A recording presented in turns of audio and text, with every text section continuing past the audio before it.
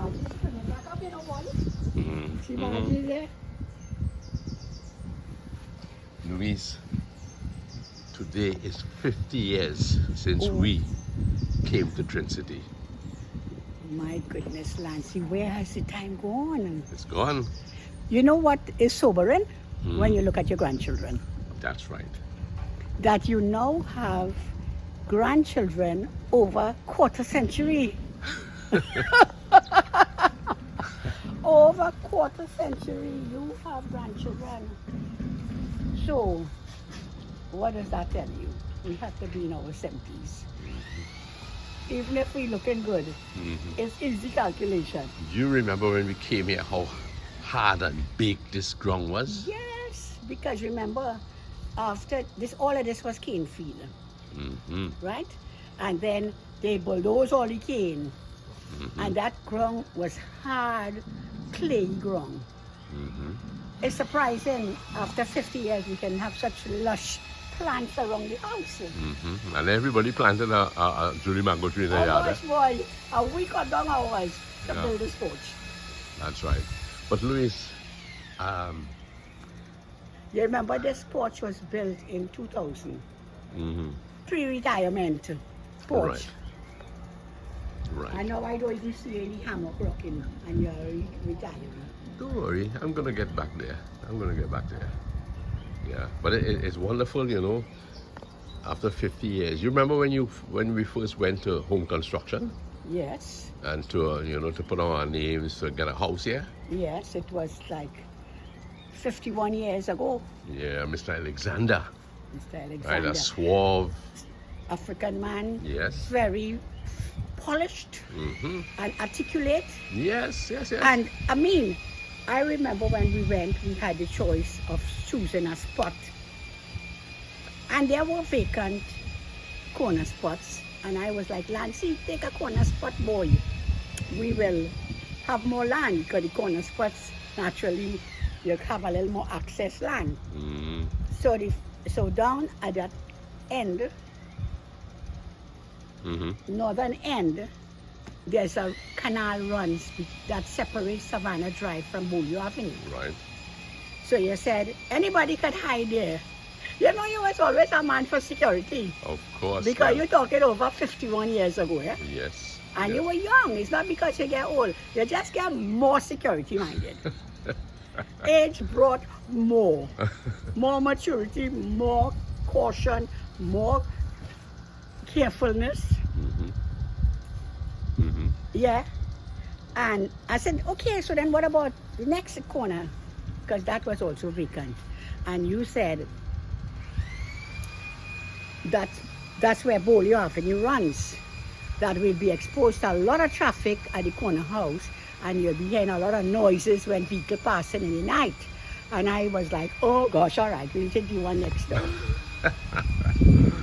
You remember the neighbors? So from even 51 years ago, we had to compromise.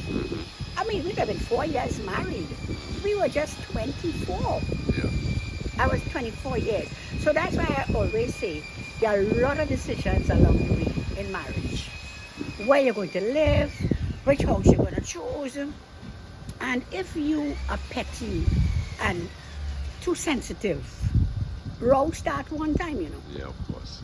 So I hear you out and I say, well, okay, right, we'll take the second hour. And you know, it might have taken years to recognize really that land decision was good. Because definitely thieves hide out in the canals.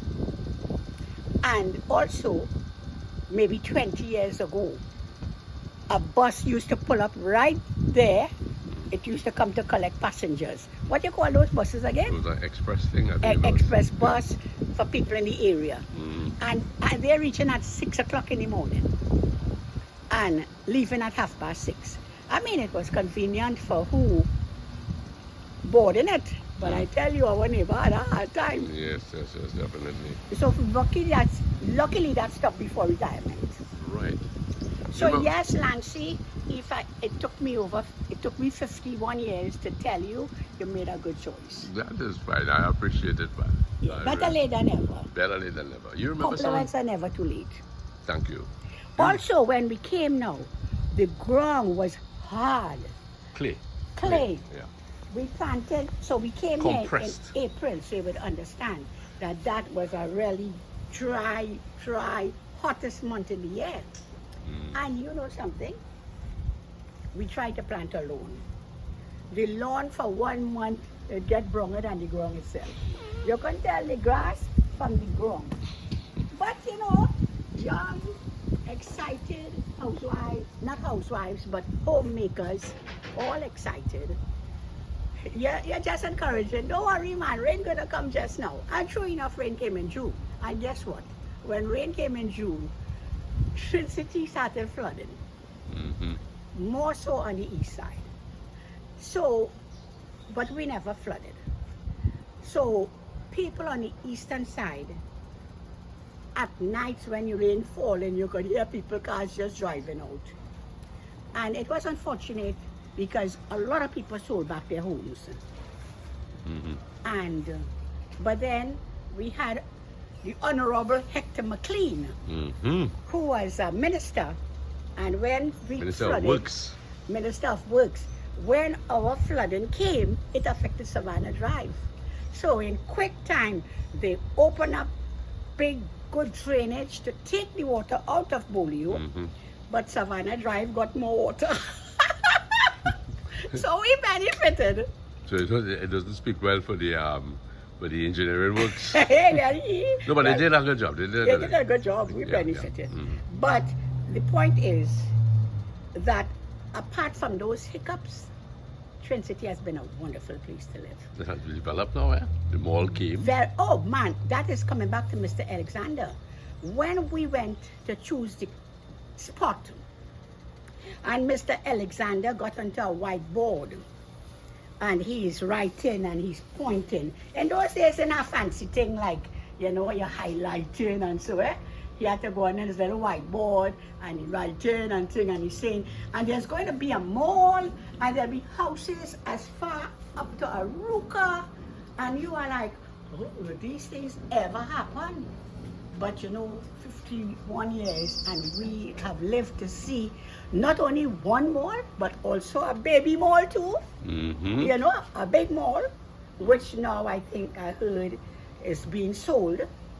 But there's a really nice Westgate Malls is very beautiful, small mall, you know.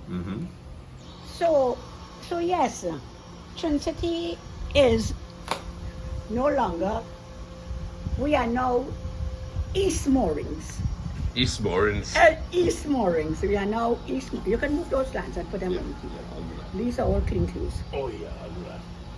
Come on, Pastor. So we lunch. I'm playing Musical chairs? musical chairs. No, You move me, you move me, you move me. I keep walking and walking. The dog I sit down. You move me again. Come What right are you here. looking for, really? I'm looking for good light so I can show you a nice pretty face. Come sit down here. Gosh. Sit down here. But just excuse me, let me just go and check a pot. You know, you're always telling me as we burn pot, right? Right, So excuse me. right. I always tell you that? Yeah. Okay. If I always tell you that, it must be true then. Well, folks, we're talking here about the 50 years that we've moved. We have been in Trin City here in Bolio. And it has been a wonderful journey. We have had wonderful friends, many of them, of course, neighbors, I should say. They have passed on. A lot of them have passed on. But next door there, we have the Pedros. The Pedros and ourselves, we moved in on the same day, April the 26th. We came here to clean up the place, you know, to prepare us for habitation. And I always remember Pearl looking out at the window there and wondering what kind of neighbors. You know, when you move into an area, like a community development, you always wonder, well, I wonder what kind of neighbors we would get. Would they be friendly? Would they be hostile? Would they be selfish? Would they be caring? Would they be sharing? And I tell you the truth, you know, it is a concern to really have good neighbors. Good neighbors, your children can grow together, especially when they're young and you move in. The children will grow together and they will be able to play together, they will be able to, you know, interact. And the parents will encourage such growth. I must say, with the Pedros, we have lived like a family, and they have been very helpful to us over the years. As a matter of fact, the year we came here, the year we came here, April 1975, when September would come around and Lasana was due to be born, I had a Datsun 1200. And all day I cleaned the car and I said, okay, this evening we're going down to Nichols Nursing Home in Cascade, so this car should be in pinker form. My goodness, you know, at the end of the day, the car wouldn't start. So here we were, pushing the car back and forth along 3rd Street here, trying to get this car going, and it would not budge. And Francis Pedro willingly assisted. He took Louis and I down, and I believe my sister-in-law Cynthia, to Cascade, and there Lasana was born. So we have had that experience of Francis, you could say, experiencing again the birth of one of our children. So that makes him special in our home. And Pearl has been very, very kind. But I want to talk a little bit there about the other neighbors along the street. They've been very, very, very helpful. To our right here, when we face north, the first house, we had Carl Joseph and Barbara Joseph. And Carl was a very humorous man. He worked at Wasser at the time, and he was a great neighbor. He was a great neighbor.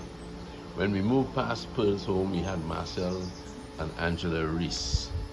They were also very, very. Every Christmas, Marcel comes out, he sits with his quattro, and he gives us a, you could hear him. You could hear him in the distance there. You could hear him playing the Christmas songs and whatever little calypso he knew. And he would come out with it, you know. He would come out, he would actually entertain those who would listen. When we moved a little further on past Marcel, we had Miss Sankarali. Miss Sankarali was a lady who worked, I believe, in the telephone company.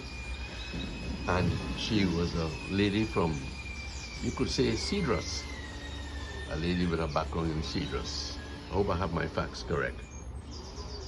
And she was very, very, very, very amicable person. We went past that and we got to the Clarks, Errol and his wife. They also had young children at the time, and they were very, very nice to us also. We are still on good friendly terms, and that's a blessing.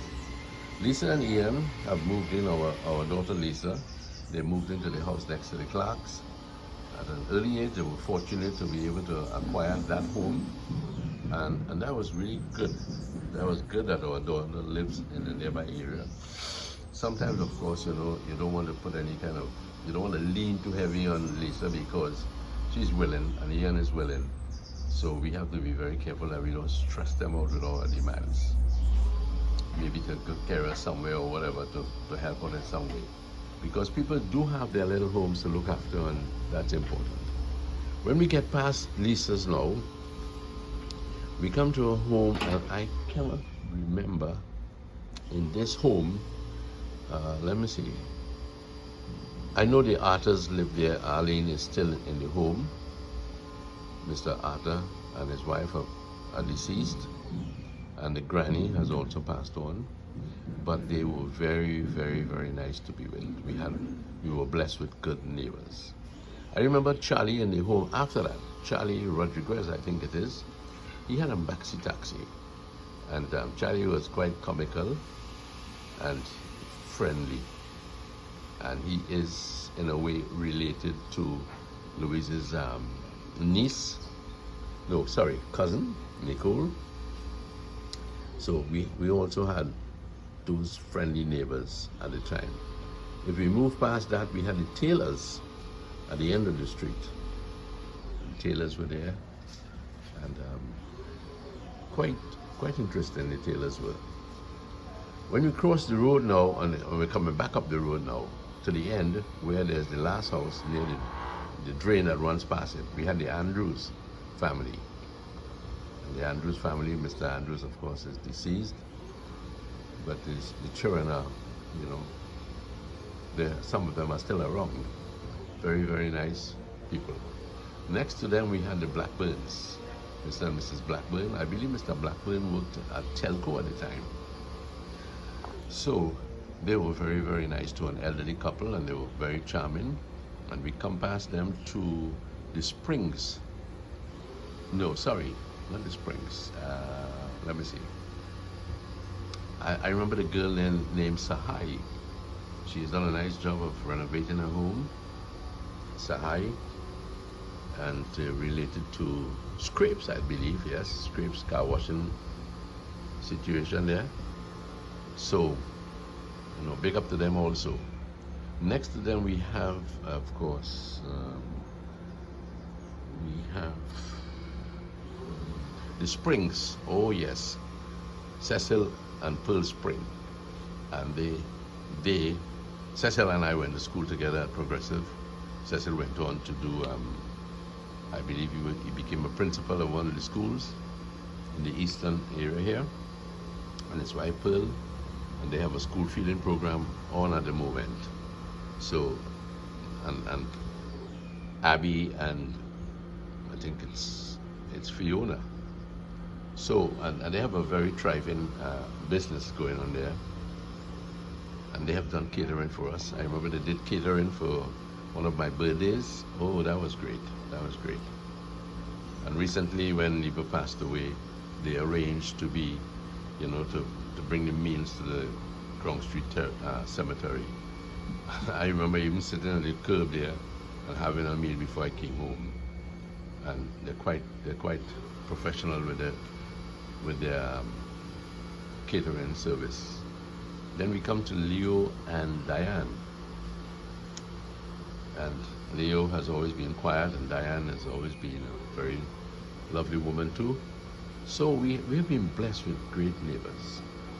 Next to Leo and his wife, we would have had Alan Grant. Alan Grant was quite a character. Alan Grant was a man who was originally, I believe, from Belmont, and his interest was always feeding children. So he would, have a lot of sponsors, and so Ellis Clark, I believe, he was quite instrumental in the, what do you call it, the association. Stephen Blizzard, he's also a man who was involved with the Light Aeroplane Club, and these men, Ray Apollon even, and they were always, supportive of charity work. Alan Grant was quite a character. I remember his mother, when she passed away, and he came to the Catholic Church, and he was wearing his scissors tail jacket, Oh, Alan was so sweet. He never passed our home without bringing something in his briefcase, you could say, for our children, Asana, Leva, Lisa. So then we move up the line to the Nimblets. Mr. Nimblet, I remember, he used to be a man who could fix appliances, and he did help us once or twice. And they had a son called Orson. He's still alive, as far as I know. So we come up the line now, and Louis and I will always go ready to the Sankers. The Sankers lived, there's a little alleyway facing Marcel's home, and that takes you up into the Dinsley Road, main road, the Dinsley main road. And when we came here, we met a lot of villagers, the original Dinsley villagers. The home came right down to our street, and Mr. Sanka and his daughter Duya in particular. We had Gole also. Gole was married at one time to Seuka. So it was interesting to even. Oh, she did. This here is my sister-in-law, my good old sister-in-law. Young. Oh, sorry, my good young sister-in-law. Yes. So when I'm just recalling the days when, hello, I'm here. Where are you? What are you doing at the back gate?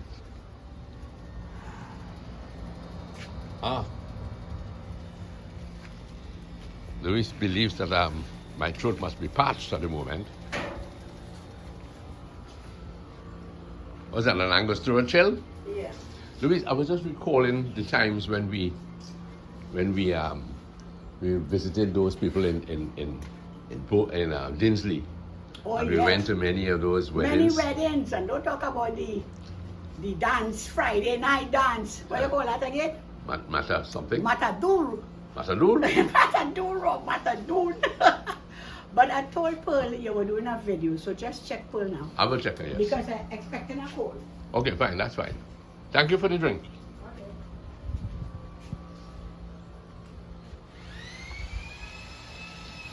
So you can see the development here of the area. So we had a lot of interaction with many of the villagers here. Neighbor, Lisa, Asana would go across to the Sankas, and they they were quite good to our children. Tuya, in particular, was a very, very helpful woman and would do a lot for our children. Fed them with dal and rice and whatever goes with it, badly and whatnot. So, my friends, this is our little area here. And today being the 50th day since we moved to Trin City. All here was just bare, hard soil. Pearlie! So for the hour, I will just close it, and I'm trying to put together some pictures of when the kids were young and what it looked like in those days. I can't put my hand on many things, but I'll try. So until then. So folks, as we were saying earlier, when we came to Trin City, this place was hard. It was hard clay. Hardly anything grew. So what I have done, with the help of Mama Lou, of course, is gather some photographs that show the early years of our arrival here in Trin City. And in this first photograph here, we have a nurse holding Lisa. And to the right, you can see that Louise is just gingerly out of the way. Now we have here, this is Lisa, and I believe it to be, this is Louise and Mama Lou in her early years, somewhere in Cuba, I think we took this picture. And this might be also Lisa, or Liba, I'm not sure. Mama Lou will be vexed with me anyway. Here, of course, is Louise holding one of the children. And of course, you know, Mama Lou loves the water. So no doubt this is in the carcass itself. And here we go again. This is Mama Lou with Lisa to the left and little Liba to the right.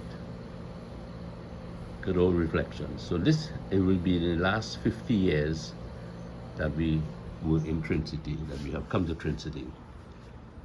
Here we could see Lisa and Liba, Mama Lou and Papa Lance in earlier years, Ikakas again.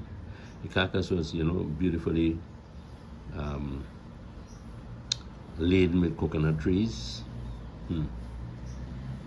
And here we have Lisa and again Liba holding, what's it, buttercups. And there is Papa Lance, a young version of him with Lasana, I believe.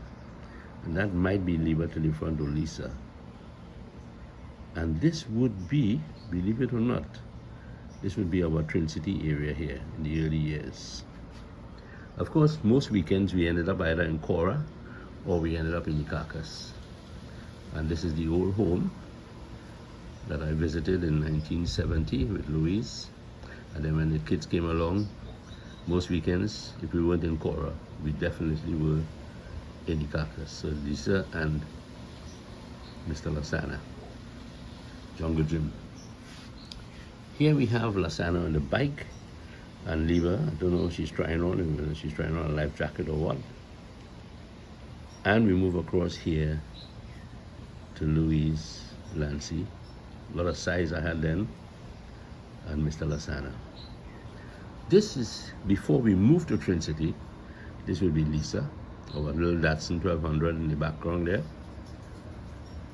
And again, we have here Lisa and Lieber, extreme left and right. I'm not sure about the trial in the middle. This would be in Trin City. You can see the ground. Every Saturday I had to use a swiper cutlass, you know, just to get things rolling, keep the grass strong a bit. We didn't have a lawnmower at the time. We didn't have any of these still up whackers, they call it. Here's Lasana, of course, doing what he loves best, having a good meal with his aunt, Aunt Lydia, deceased. And here we have a neighbor's child with Lisa, and I'm not sure about the baby in front here. Maybe that's someone else's child. And last but not least, we have Mr. Lyndon. Little fella just having a good snooze. And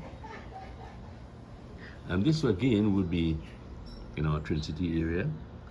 This is Louise with her cousin, and Lyndon to the front here. In those days we had that planter which is original.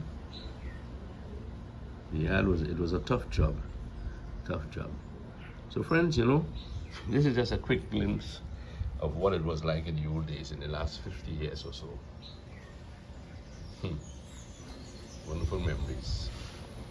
So I'm gonna cut this now, and maybe I could get a little comment from our neighbor next door, the Pedros. So hang on a bit. So guess who just came home? Mr. Sana himself, and I am so happy. Lasana was born in 1975, and that's the very year to this day that makes 50 years in Trin City. So Sana, I want to ask you a question. What are your fondest memories of Trin City? My fondest memories of Trincity will have to be the fact that we live in a very unique avenue here in Trincity, which is built around a traditional East Indian village, which is Dinsley Road, right? Because Dinsley Road originally ended in what Bolio now surrounds. So one of the things that I really love about this area is we were exposed to a lot of the Indian culture, right? Because there are a couple of Muslims and Hindus. So even though we were living in what would have been quoted as a residential area, we had the exposure of traditional things like Diwali and Eid, you know. So that this is one of my fondest memories of Trincity. Also, these people were into like a reign of animals. So my neighbor right opposite us, she had a couple of cows. So I always used to be intrigued going across. I don't know if you can remember, she had a cow pen, you know. So it was really, really beautiful that we were living here and had that kind of exposure. I think at one point, or I think another neighbor had goats, and then the other neighbor had ducks. And maybe that's why I love farming so much. So another thing, we were actually on the boundary of the cane field. Originally this would have been cane land here. So right across the highway, it had the sugarcane plantation. And I must admit, it was real fun going across there and breaking sugarcane stalks. And sometimes you might see the Green Land Rover jeeps coming, and we dive in the cane field and we hiding, right? You probably didn't know that, Daddy. Yeah. And talking about the sugarcane fields, one of the nice things back in those times too is that they actually used to use a lot of crop dusters. So that's where they're flying over the sugarcane fields and scattering urea. So we used to actually climb up on top of the house, on top of the caboose, and we will be waving at us. We thought that pilot was waving back at us. Yeah, Liba will be up on the roof with me. Sometimes Lisa, we climb the mango tree. and go on top of the caboose roof, which was flat at the time. Right. Yeah, so that was our next fond memory. The man passing here with the bull cart. So sometimes we used to hop up on the bull cart because he lived way to the top of Dinsley Road, right? That's the fella. Yes. Yeah, You know his right. name? That is Andy and the father. Okay. Yeah, Andy and our fella. I think his brother nickname is Tractor. Right. Yeah, and to cap off, the icing on the cake for me really is the community that surrounded us, because once we have to travel, we have to walk out Dinsley Road, and once we return in, we passing back on Dinsley Road. So it was a pleasure walking through this traditional East Indian type village, right? There were one or two African people also, right? And a beautiful village. Over the years, it has transformed tremendously because there's a big concrete drain now, and I can remember when that was a earthen drain, you know, and people just have their concrete slabs from the main road into their property. Yeah, it was this has been a great neighborhood, definitely. Yeah, you bring back some memories here, boy. Yeah. Thanks for coming home. Yes. Yeah, man. Yeah. How did you doing this morning? Real nice. Really nice. Yeah. So things coming nice. Okay. You make me want to tear up here, boy. Yeah. Thank you very much, Sana. Nice I one. appreciate that. So here, I mentioned earlier about the springs, and now I have their daughter here with me, and she was born in 1983 in Beaulieu Avenue, Trin City, Yes. right? But you weren't actually born at home, were you? Where were you born? I was born in Port of Spain Hospital. Port of Spain Hospital. So what's your fondest memories of growing up here in Trin City? What I remember is 4 neighbors having children around the same age, Really? right? Yes. So we would go to different houses.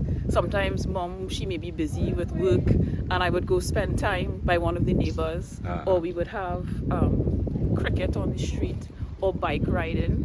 So you could meet up. I may meet up with one of your sons or something, and we go riding around the neighborhood, right? Or play ball or something. You know, there was always something to do outside.